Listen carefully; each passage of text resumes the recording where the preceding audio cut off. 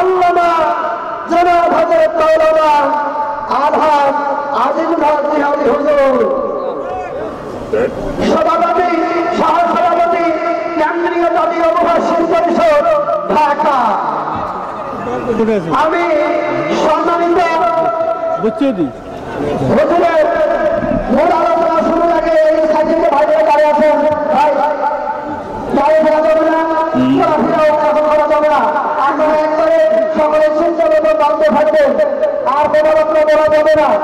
আর একটা কথা আপনাদেরকে বলি, যখন তাকবীর দিলেন আল্লাহ আপনাদের তাকবীর দিতে পারে ভাই নাই, তবে অস্থায়ী কোনো তাকবীর দেওয়া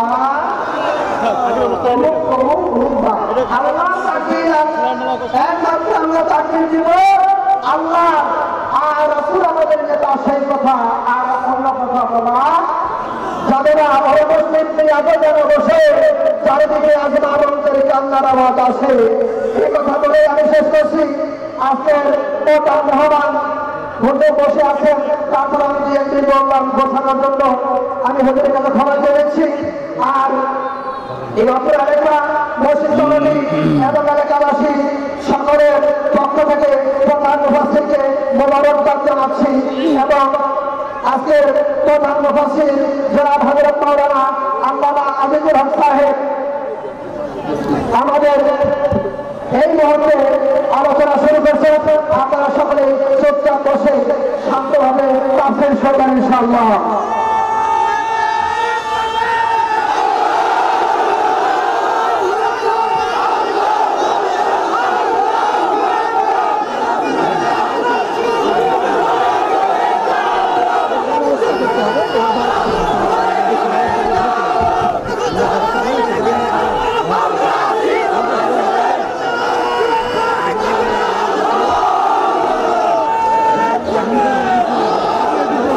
السلام عليكم ورحمة الله وبركاته. نحمده ونستعينه ونستغفره ونعوذ بالله من شرور أنفسنا ومن سيئات أعمالنا. من يهده الله فلا مضل له ومن يضلله فلا هادي له. ونشهد أن لا إله إلا الله وحده لا شريك له الذي أرسله بالحق بشيرا ونذيرا وداعيا إلى الله بإذنه وسراجا منيرا. فقد قال الله تعالى في كلامه المجيد وفرقان الحميد. أعوذ بالله من الشيطان الرجيم. بسم الله الرحمن الرحيم. واتل عليهم نبأ الذي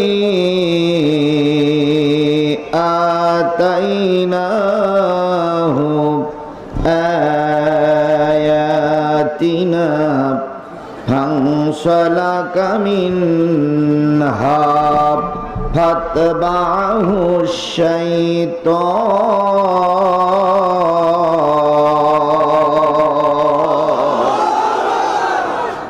فكان من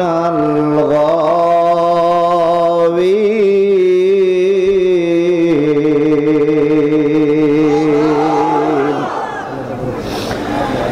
ولو شئنا لرفعناه بها ولكنه أخلد إلى الأرض واتبع هواه فمثله كمثل القلب إن تحمل عليه يلهث أو تتركه يلهث ذلك مثل القوم الذين كذبوا بآياتنا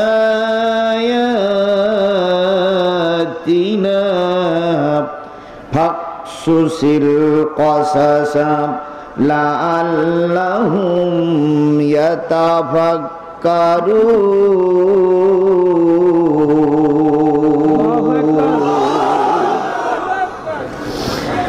ساء مثلا القوم الذين كذبوا بآياتنا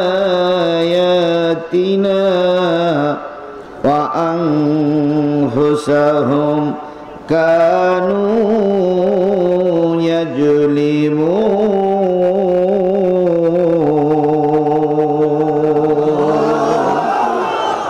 من يهدي الله فهو المهتدي ومن يضلل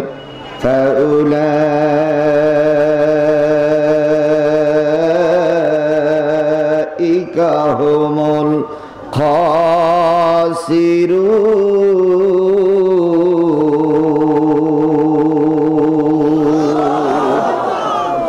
صدق الله المولانا العظيم وعن حياز الأسدي قال قال علي رضي الله تعالى عنه الله تعدل تمثالا إلا طمسته ولا قبرا مشرفا إلا سويته رواه مشكات أو كما قال رسول الله صلى الله عليه وسلم إن الله وملائكته يصلون على النبي يا أيها الذين آمنوا صلوا عليه وسلموا تسليما اللهم صل على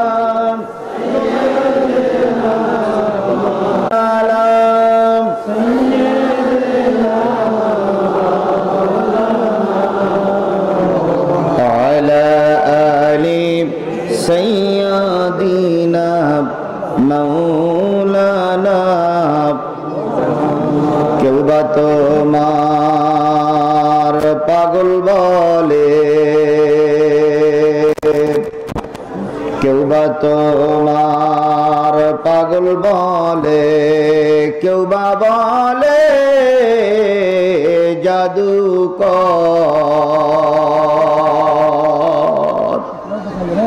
আরশ থেকে আল্লাহ বলে তুমি আমার পয়গম্বর আল্লাহুম্মা জোরে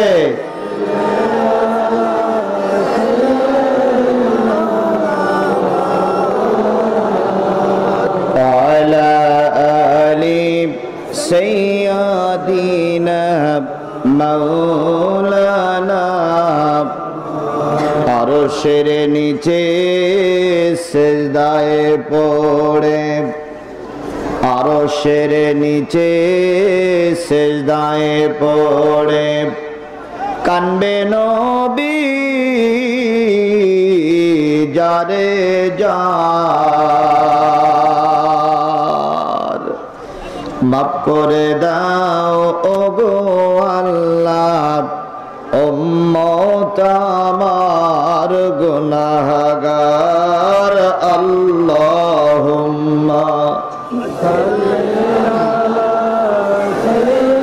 ছোট পোস্টারটা কি বললো ছোট পোস্টারটা কি বললো আলা আলি سيدنا حبيبنا لا إله إلا الله جوري لا إله لا إله لا إله لا إله إلا الله মুহাম্মাদুর এই কালিমার জন্যে বেলাল পাথর চাপা মরুতে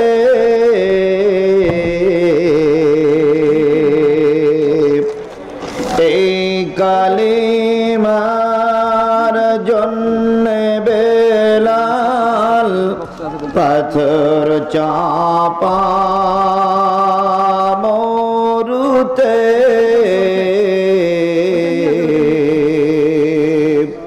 প্রাণ চলে যায় তবু মুখে লা ইলাহা ইল্লাল্লাহ লা ইলাহা লা ইলাহা লা ইলাহা ইল্লাল্লাহ মুহাম্মাদুর রাসূলুল্লাহ। সকলে জবান খুলে একসাথে এক বাক্যে বলছি সাল্লাল্লাহু আলাইহি ওয়াসাল্লাম।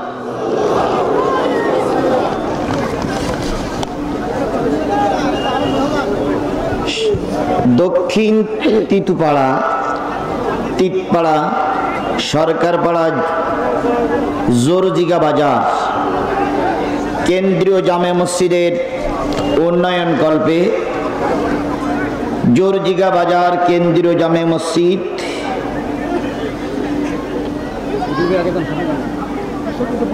ডিমলা নীলফামারীতে অনুষ্ঠিত হচ্ছে একদিন ব্যাপী তাফসিরুল কোরআন মাহফিল। আজকের এই তাফসিরুল কোরআন মাহফিলের শ্রোতাভাজন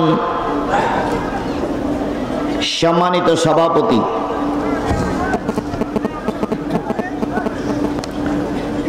সভাপতিকে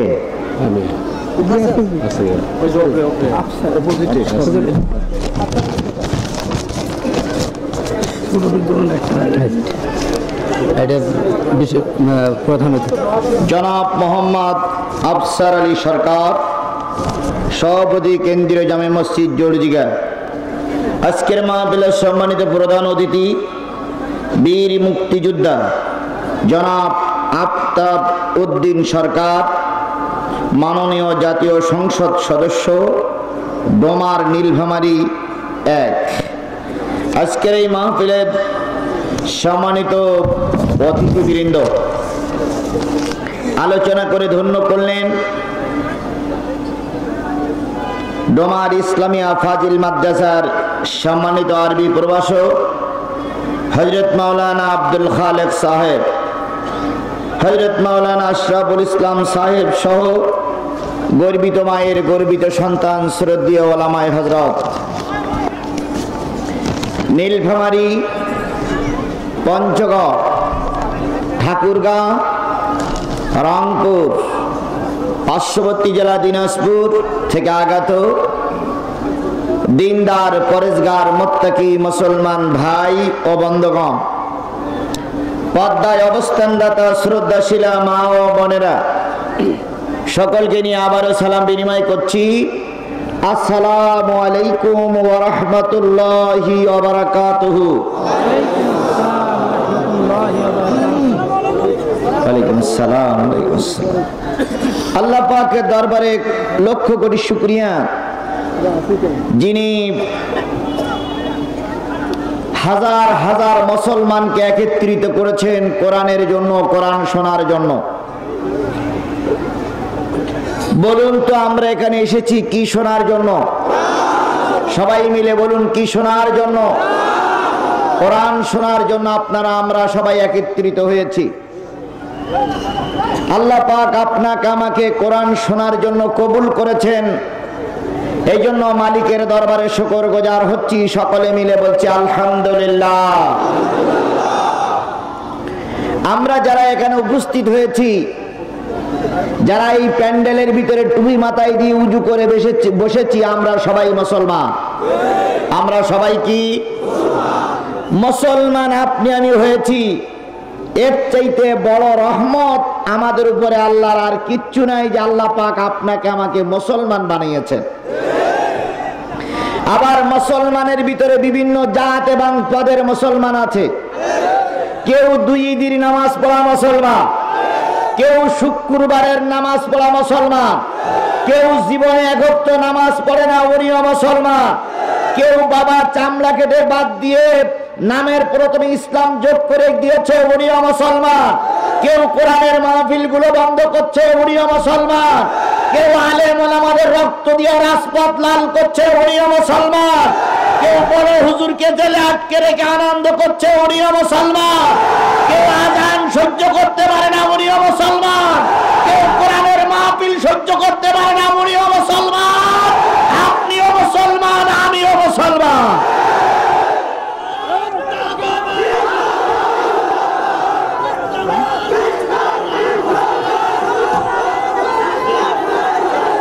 সব জাতের মুসলমান, সব জাতের মুসলমান আমাদের সমাজে আছে না? আল্লাহ বলতেছেন কুনতুম খায়রা উম্মাতিন উখরিজাত লিন-নাস তা'মুরুনা বিল মা'রুফি ওয়া তানহাউনা আনিল মুনকার ওয়া তু'মিনুনা বিল্লাহ।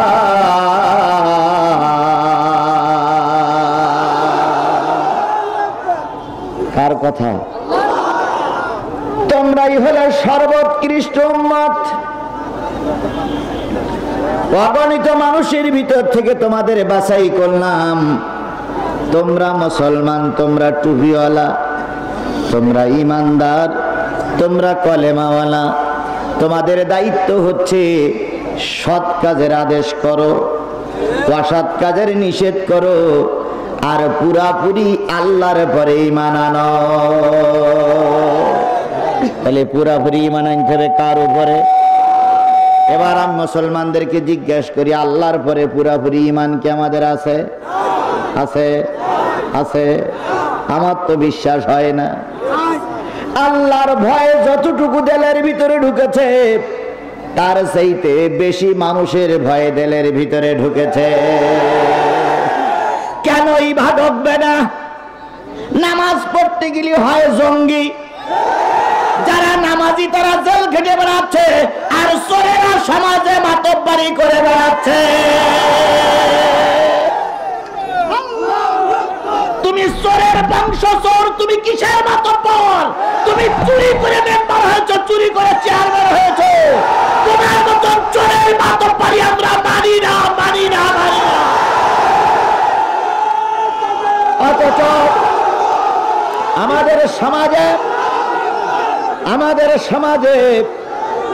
আমাদের সমাজে চোরেরাই মাতব্বরি করে বেড়াচ্ছে, আর আলেম ওলামা জেল খেটে বেড়াচ্ছে। টাকনুর নিচে কাপড় পরা হারাম বলেছেন কে? আল্লাহ। টাকনুর উপরে কাপড় পরা মুসলমানের জন্য ওয়াজিব, এটা বলেছেন রাসূল পাক সাল্লাল্লাহু আলাইহি সাল্লাম। এখন টাকনুর উপরে কাপড় পরলে কে খুশি হয়? টাকনুর উপরে কাপড় পরে রাস্তা দিয়ে যদি কোনো লোক হাঁটা চলা করে, কিছু লোক মনে করে এরা হলো অমুক দলের ক্যাডার, ধরে নিয়ে গেল জেলে। অথচ টাকনুর উপরে কাপড় পরা আল্লাহর বিধান। নবীজি বলেছেন যেই ব্যক্তি টাকনুর নিচে কাপড় পরবে, ওই জায়গাটা সহ ওই ব্যক্তি যাবে জাহান্নামে। তাহলে রাসূলের সুন্নাত পালন করতে গিয়ে অনেকেই জেল খাটতেছে। বড় ভাই ধরে নিয়ে গেছে পুলিশ, ছোট ভাই খাদ্য দিতে গেছে, তা ছোট ভাই টাকনুর উপরে কাপড় ওঠা পড়া, পুলিশ বলতেছে তুইও ক্যাডার, তুই এই সঙ্গে ঢোক। টাকনুর উপরে কাপড় পরার দায়ে আমার একজন ভাই জেল ঘাটলো। খোদার কসম, শুধু টাকনুর উপরে কাপড় পরার দায়ে যারা আমার ভাইকে জেল খাটাইছে, আল্লাহর কসম, তুমি মানুষ, তুমি জন্ম নিয়েছ, কিন্তু তুমি মুসলমানের বাচ্চা না। কথা ঠিক না বেঠিক? সুতরাং তুমি মুসলমান, তোমার দায়িত্ব হলো সৎ কাজের আদেশ করো, অসৎ কাজের নিষেধ করো, আর পুরাপুরি আল্লাহর পরে ঈমান আনো। এখন আল্লাহর পরে ঈমান আনলে ঈমানদারদের পরীক্ষা হবে না হবে না? আমরা যে বাড়িতে খানা খেয়েছিলাম ওই বাড়িটা হলো সব মাস্টার গ্রুপ, মাস্টারদের বাসায় খানা খেয়েছি। আমি স্যারের বলি, স্যার যেহেতু আমাকে দাওয়াত করে নিয়ে আসছে, স্যার আপনার ক্লাসে যতক্ষণ ছেলে মেয়ে ভর্তি না হয় ততক্ষণ আপনি কিন্তু পরীক্ষা, যতক্ষণ ক্লাসে ভর্তি না হবে ততক্ষণ পর্যন্ত কিন্তু পরীক্ষা হবে না।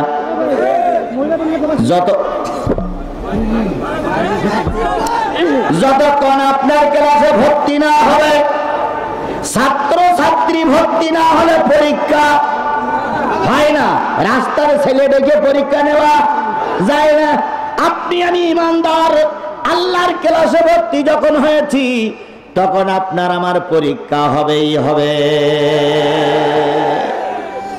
দুই একজনের জেলও হয় না, জরিপানাও হয় না, মাইরও খায় না, কিছুই খায় না, খেয়ে ট্যাবলেট মাছের মতন ভুড়ি মোটা করে তেল মাখায় আর কয় আমি একটু বুদ্ধি শুদ্ধি করি চড়িয়ে, এই জন্য আমার কিচ্ছু হয় না। এরকম বুদ্ধিমান আমাদের সমাজে আছে না নাই? আমি বলি তোমার বুদ্ধি রসুলের চাইতে বেশি। রসুলের বুদ্ধি কম ছিল তাই জেল খেটেছিল, তোমার বুদ্ধি বেশি আছে তাই তোমার জেল খাটা লাগে না। তোমার মর্যাদা রসুলের চাইতে বেশি। এরম গোলালু আছে না নাই? তাহলে আল্লাহর ক্লাসে ভর্তি হইলে পরীক্ষা দিতে হবে, এটাই হলো স্বাভাবিক।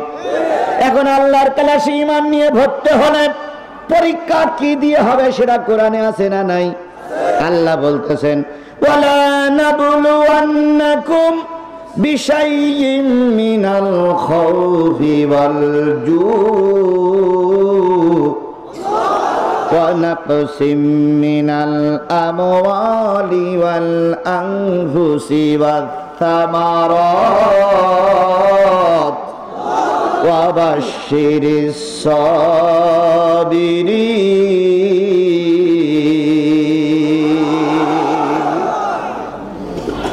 আল্লাহ বলে দিলেন, তুমি ঈমান নিয়ে কালেমা পড়ে আমার ঈমানদারদের স্কুলে ভর্তি হয়েছো, এখন তোমার পরীক্ষা। প্রথম পরীক্ষা নেব তোমার ভয় দিয়ে। কি দিয়ে? মানুষের ভয় বেশি না আমি আল্লাহ আমার ভয় তোমার দিলের ভিতরে বসে পরীক্ষা করব। এই পরীক্ষায় জিতে যাওয়ার পরে 2 নম্বর পরীক্ষা হবে অলজু, তোমারে না খাওয়ায় রাখা হবে। যুবক, তোমার বাবার কোটি টাকা আছে, তোমার বাবার ব্যাংকে টাকা আছে, ঘরে চাউল আছে, পুকুরে মাছ আছে, গোয়াল ভরা তোমার বাবার গরু আছে। তুমি কোরআনের সৈনিক, তোমাকে বদ্ধ ঘরে থাকা লাগবে, তোমাকে আল্লাহ না খাওয়ায় রাখবে, কোরআনের পথের প্রতীক, আরামে থাকতে পারবে না। ওয়ানাকসিম মিনাল আমল, মালের ক্ষতি হবে, জানের ক্ষতি হবে, ফল ফসলের ক্ষতি হবে। এত ক্ষতির পরেও যদি তোমরা কোরআনের পক্ষে থাকো, আমি আল্লাহ ঘোষণা করলাম তোমার সাথেই আছি। তাহলে আজকে যদি এই বিশাল কাফেলার কাছে দাবি করি আল্লাহ যদি আমার সাথে থাকে, কোনো লোক থাক আর না থাক ওটা আমার দেখার দরকার নাই। আমরা সে আল্লাহকে হাজির নাজির জেনে আল্লাহর শুকরিয়া আদায় করে শুরু করছি। সকলে মিলে বলছি আলহামদুলিল্লাহ। প্রশংসা করি আমি আল্লাহ তাআলার, বিশ্বজাহান সৃষ্টি হইল কুদরতে জাহাদ। জ্ঞান বিজ্ঞান শিল্পকলা আবিষ্কারক যত, খোদার মহিমা তারা গাইছে অবিরত, মাটির মানুষ চন্দ্রে গেল কুদরতি যাহার, প্রশংসা করি আমি আল্লাহ তাআলার। ফুলগুলো সব নানান রঙের কেমন করে হয়, পাতাগুলো সবুজ কেন ফুলের মতো নয়, ডিমগুলো সব একই রকম পার্থক্য নাই মোটে, সাদা কালো বাচ্চাগুলো কেমন করে ফোটে, আমরা সবাই বাস করি একই পৃথিবীর অঙ্গে, হাতের লেখা মুখের চেহারা মেলে না কারোর সঙ্গে, আর মেলে না গলার আওয়াজ বুড়ি আঙুলির টিপ, আল্লাহ তাআলা আছেন একজন প্রমাণ হইল ঠিক। সেই আল্লাহর আবারও শুকরিয়া আদায় করছি আলহামদুলিল্লাহ। সর্বকালের সর্বশ্রেষ্ঠ মহামানব জনাবে মুহাম্মদুর রাসূলুল্লাহ সাল্লাল্লাহু আলাইহি সাল্লামের দরবারে লক্ষ কোটি দুরূদ আর সালাম। আবারও বলছি সাল্লাল্লাহু আলাইহি ওয়াসাল্লাম। সম্মানিত উপস্থিতি, আমরা এসেছি কি শোনার জন্য? এটা হয়েছে তাফসিরুল কোরআন মাহফিল। এই তাফসিরুল কোরআন মাহফিলে যারা আমাদের দাওয়াত করে নিয়ে আসছে তানারা হলেন আয়োজনে যুব সমাজ ও মসজিদ কমিটি। এখানে উপস্থিত থাকার কথা ছিল প্রধান অতিথি হিসাবে এই থানার এমপি, উনি আসেন নাই, ওনার ভাতিজা এসেছেন, এখনো মনে হয় এসে পৌঁছাননি। এখানে যারা আছে প্রায় সব সরকার দলের লিডার, তারপরে বিপক্ষে যারা আছেন তারাও লিডার, ইউপি সদস্য, চেয়ারম্যান, কমিটি, এনারাই মাহফিলে দাওয়াত দিয়েছে। এক মাস ধরে প্রচার প্রসার করছে, মেসেজ দিচ্ছে আমরা তাফসীর মাহফিল করব, তোমরা শুনতে এসো। আর আমার টাকা দিয়েছে, আসার খরচ দিয়েছে, খাওয়া দিয়েছে। এরপরে এখন বলতেছে হুজুর কোরআনের তাফসীর করবেন। যে ঘোষক তিনিও বলে গেলেন কোরআনের তাফসীর হবে, তাহলে আমি তাফসীর করব, আপনারা তাফসীর শুনবেন। মাঝখানে যদি কোনো ঝামেলা হয়, যদি কোনো সমস্যা হয়, ওটা আমাদের যারা দাওয়াত করে নিয়ে আসছে তারাই বুঝবে, আমরা বোঝাবুঝির তালে না।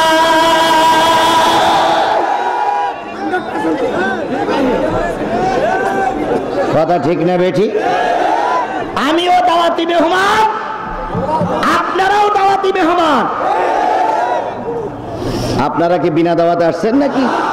মাইকিং হয়েছে, পোস্টারিং হয়েছে, মোবাইল হয়েছে, মেসেজ গেছে, এরপরে বলে দিয়েছে হুজুর আসবে, আপনারা আসবেন।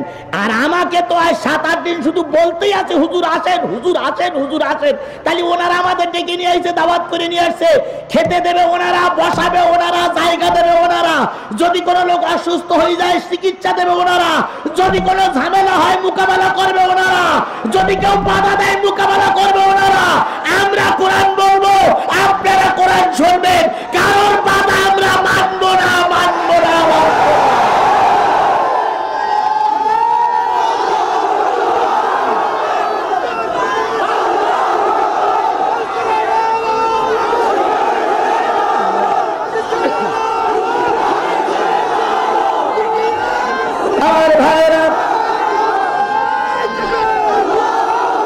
তাহলে বিশাল কাফেলা, বিশাল জনগণ, শুধু মাথার মাথা, যা দেখতেছি শুধু মাথার মাথা। আপনি যা দেখবেন হয় টুপি দেখবেন, নাই মাথা দেখবেন, তাছাড়া আর কিছু দেখতে পাবেন না আপনি। গোটা ময়দান টপে টপ ফুল হয়ে গেছে। যারা মাহফিল দিয়েছে তারাও ধারণা করেনি যে এত লোক আসবে। আল্লাহ কবুল করুক, সকলে বলুন আমিন, আর জোরে আমিন। এবার আসুন, আমার আল্লাহ বলতেছেন ওয়ালাকাদ জারানা লিজাহান্নামা কাসীরাম মিনাল জিন্নি ওয়াল ইনস লাহুম কুলুবুল লা ইয়াফকাহুনা বিহা। কিয়ামতের দিন আল্লাহ যখন জান্নাত আর জাহান্নাম দৃশ্যমান করবেন, যখন জান্নাত সামনে আসবে, যখন জাহান্নাম সামনে আসবে, ওই জাহান্নামের ভিতরে আল্লাহ পাক একদল মানুষ আর একদল জেনকে ভরে ফেলবেন, জেন দিয়ে ভরবেন। যারা জাহান্নামে যাবে তাদের পয়লা নম্বর দোষ হচ্ছে লাহুম কুলুবুল লা ইয়াফকাহুনা বিহা, তাদের অন্তর আছে কিন্তু অন্তরে বিবেচনা নাই, জায়গা নাই। কিসের জায়গা নাই? জোরে বলেন, কিসের জায়গা নাই? তাহলে যার দলে কোরআন ভালো লাগবে না, ওই দলটা ওই লোকটা যাবে জাহান্নামে।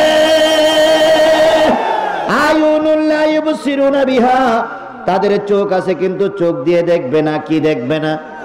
কোরআন দেখবে না। শুধু কোরআনওয়ালাদেরও দেখবে না, হুজুরদের যারা দেখবে না তারা যাবে কোন জায়গায়?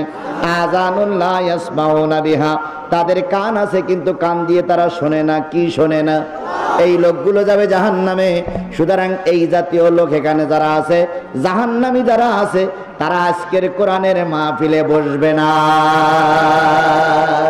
এবার আমি আপনাদের কাছে দাবি করতে চাই, আমি শুরু করেছি 10:30টায়, 12টার পরই শেষ করবো। মাঝখানে 11টা বেজে গেছে, 1 ঘন্টা আধা ঘন্টা হয়ে গেছে। 1 ঘন্টার সময় আমার সামনে বাকি আছে। 2-5 মিনিট আপ ডাউন হতে পারে। 1 ঘন্টা সময় কোরআনের মাহফিলে কি বসতে রাজি আছেন? সবাই কি রাজি আছেন? যারা রাজি নাই তারাই চলে যান। যারা রাজি নাই তারা কি করুক? 1 ঘন্টা সময় কোরআনের জন্য বসে থাকলে যদি আল্লাহর জান্নাত পাওয়া যায়, যারা জান্নাতি তারাই থাকবে, জাহান্নামী গুলো থাকবে না। আপনি যে জাহান্নামী বুঝবেন কি করে? মাছ পানিতে থাকলে শান্তি পায় না, ডাঙায় উঠলে শান্তি পায়। মাছ যেমন পানিতে গেলে শান্তি পায়, জান্নাতি মানুষ কোরআনের মাহফিলে আসলে শান্তি পায়। আজকের এই মাহফিলে যদি কারোর শান্তি না লাগে, বুঝতে হবে খোদার জাহান্নামের দরজা খোলা। এই জন্য কোরআনের মাহফিলের ভালো লাগতেছে না। যুবকেরা বসে কিন্তু 2-1 মুরব্বী বসে না। দেখবেন 2-1 মুরব্বী বেশি ওঠে, মুরব্বী উঠে চলে যায়। কেন? লাইন খারাপ। সুতরাং যারা দোজকি তারা কোরআনের মাহফিলে থাকে না। যেটা যাবে বুঝতে হবে যে ওর কপাল পুড়িয়েছে, তাই কোরআনের মাহফিল থেকে বাড়ি যাচ্ছে। এই কর্তৃপক্ষ জীবনে একবার মাহফিল দিয়েছে, এর আগে কখনো এখানে মাহফিল হয়নি। এই এনারা খুশি হয়ে আজকে আমাকে পেয়ে কেঁদে ফেলেছে যে হুজুর আমাদের এই সফলতার দ্বার প্রান্ত আমরা পৌঁছে গেছি। তারা খুশি হয়েছে কারণ কোরআনের মাহফিল দিয়েছে। এলাকার লোক খুশি হয়েছে, গোটা 3-4 জেলার লোক খুশি হয়েছে, কিন্তু একদল লোক খুশি হতে পারেনি। টুপিওয়ালারা এক জায়গায় হয়েছে, ওটা ওরা মেনে নিতে পারে না, ওর কলিজায় আগুন ধরেছে। কথা ঠিক না ঠিক? কথা ঠিক না ঠিক? এখন ওদের ইসলামের শত্রু বুঝবেন কি করে? আল্লাহ রাব্বুল আলামিন বলেন, ওয়াইযা তুতলা আলাইহিম আয়াতুনা বাইয়িনাতিন তারিফু ফি উজুহিল্লাযিনা কাফারুল মুনকার। ভালো করে বুঝো, 50,000, 30,000, 40,000 মানুষের ভিতর থেকে সবাই কোরআন শুনবে। যারা ওই দলের ভিতরে কাফের আর মুনাফিক আছে, দেখবা ওদের মুখগুলো মলিন হয়ে গেছে। তাই কোরআনের কথা শুনলে যার মুখ মলিন হয়, ও হয় কাফের, নাই ও মুনাফিকের বাচ্চা। এবার ডাইনে বামে সামনে তাকান, ডাইনে তাকাবেন, বামে তাকাবেন, সামনে তাকাবেন। যেটার মুখ মলিন বুঝতে হবে হয় ওটা কাফের, নাই ওটা মুনাফিক। দেখবেন সবাই খুশি, সবাই আনন্দিত। 2-1 মুখ টুক কালো করে হনুমানের মতন হুপ আছে না নাই? আছে না নাই? আছে না নাই? এরা হয় কাফের, নাই ওরা মুনাফিক। গেল 1। 2 নম্বর, কাফের মুনাফিক চেনার আর একটা আলামত হলো, হুজুররা যখন কোরআনের কথা বলে তখন হুজুরদের পরে ওরা মায়ের মুখী আচরণ করে, হুজুরদের সঙ্গে খারাপ ব্যবহার করে, হুজুরদেরকে কথা বলতে নিষেধ করে, হুজুরদের কথা বলায় ব্যারিকেড সৃষ্টি করে। ওরা কাফের, নাই মুনাফিক। আর একটা মুনাফিক চেনার আলামত হলো, মুনাফিকেরা কখনোই ইসলামের পিছনে টাকা ব্যয় করতে চায় না, ওরা সব সময় চায় ইসলাম খাটো রাখতে। এই মুনাফিক চেনার আর একটা আলামত হলো, 2 ঘন্টা বসে ওয়াজ শুনবে, যদি বলা হয় মসজিদে 10টা টাকা দিতে হবে, অমনি মুনাফিক উঠে হাঁটা করে। এটা মসজিদেও থাকে, দেখবেন সবাই দান করে, কিন্তু 2-1 দান করে না। এই জন্য মুনাফিক চেনার যে কয়টা আলামত আছে তা বলে দিলাম। মেহেরবানি করে এই কাফের, এই মুনাফিক কি আপনারা হতে রাজি আছেন?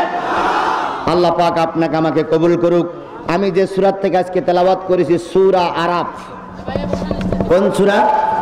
সূরাতুল আরাফ। আরাফ থেকে আজকে আলোচনা করব ইনশাআল্লাহ।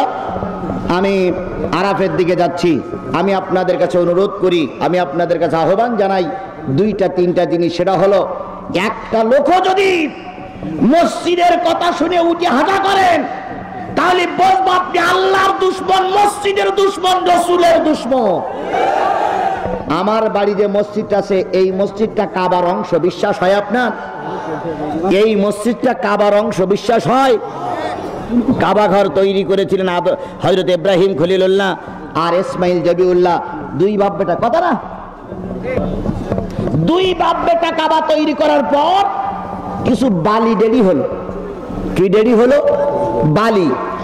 ইব্রাহিম খলিলুল্লাহ বলেন, আল্লাহ এই বালি আমি কি করব, যেহেতু কাবার পবিত্র বালি। আল্লাহ বলেন, ইব্রাহিম রে, জাতির পিতারে, কাবার ছাদের পরে উঠে বালিগুলো উঁচু করে ধর। ওই বালিগুলো যে জায়গায় যে পড়বে কিয়ামতের আগে আমি আল্লাহ পাক ওই জায়গায় মসজিদ তৈরি করে নেব। তাহলে পৃথিবীর যে সমস্ত জায়গাগুলো বিতর্কিত মসজিদ ছাড়া স্বাভাবিক মসজিদ হয়, ওই জায়গায় কাবার তৈরি করা উচ্ছিষ্ট মানে বেশিকৃত বালিগুলো পড়েছিল। সুতরাং পৃথিবীর সব মসজিদগুলো কাবার অংশ। এই জন্য বলি কাবাতি শরীফাতি আল্লাহু আকবার। এই পবিত্র কাবার শপথ দিয়ে আমরা নিয়ত করি। সুতরাং আপনার মসজিদটা হলো কাবার অংশ। পৃথিবীতে 3 মসজিদ ছাড়া সব মসজিদের মর্যাদা সমান, 3 মসজিদের মর্যাদা বেশি। এক হলো কাবার হেরেম শরীফ, 2 হলো বাইতুল আকসা, 3 হলো মসজিদে নববী। এই 3 মসজিদ ছাড়া শান শওকত আলা 5 তলা মসজিদের মর্যাদাও যা, 3 মসজিদের মর্যাদাও তাই। তাহলে তাই যদি হয় মসজিদগুলো আল্লাহর ঘর, কিয়ামতের দিন আল্লাহ বলবে, বান্দারে তোর বাড়ি পাকা ঘর ছিল আর আমার একটা থাকার জায়গা হয়নি, তুই ছাদের নিচে ঘুমাইছিস, আমার একটু জায়গা করে দিস না। আমি বলবো, আল্লাহ তোমার তো থাকার জায়গার প্রয়োজন নেই। আল্লাহ তখন বলবে, আমার ঘর ছিল, এই ঘরগুলো যদি সুন্দর করে সাজাইয়ে দিতিস আমি আল্লাহ আমার থাকার ব্যবস্থা হয়ে যেত। তাহলে আল্লাহরে থাকতে দিতে হবে, আল্লাহরে শুইতে দিতে হবে, আল্লাহর ঘরটা নতুন করে সাজাতে হবে। এই জন্য আপনার যদি 50টা টাকা চাই যে ভাই আল্লাহর ঘর কাবা সংস্কার হবে, 50টা টাকা দিতে হবে, থাকলে কি ফিরাই দেবেন? যদি বলে 50 না হয় 20টা টাকা দেবেন, 20টা টাকা যদি থাকে দেবেন। আর যদি একান্তই না হয় 10টা টাকা একটা ইটির টাকা দিবেন। যেহেতু জোরজিগা বাজার বিরাট অবস্থানশালী এলাকা, কিন্তু মসজিদটা টিনের ঘর, 7টা টিনের, মেঝেটা কাঁচা। এই অবস্থায় আল্লাহর বান্দারা নামাজ পড়তেছে। আমি 10টা টাকা দিলে এই মসজিদটা পাকা হবে। যার পকেটে 10 টাকা আছে, ছোট সোনামানিদের বলি 10 টাকার নিচে কেউ দেবা না, কেউ 10 টাকার নিচে বের করবা না। 10 টাকা, 20 টাকা, 50, 100, 200, 500, 1000, 2000, 5000, 10,000, 50,000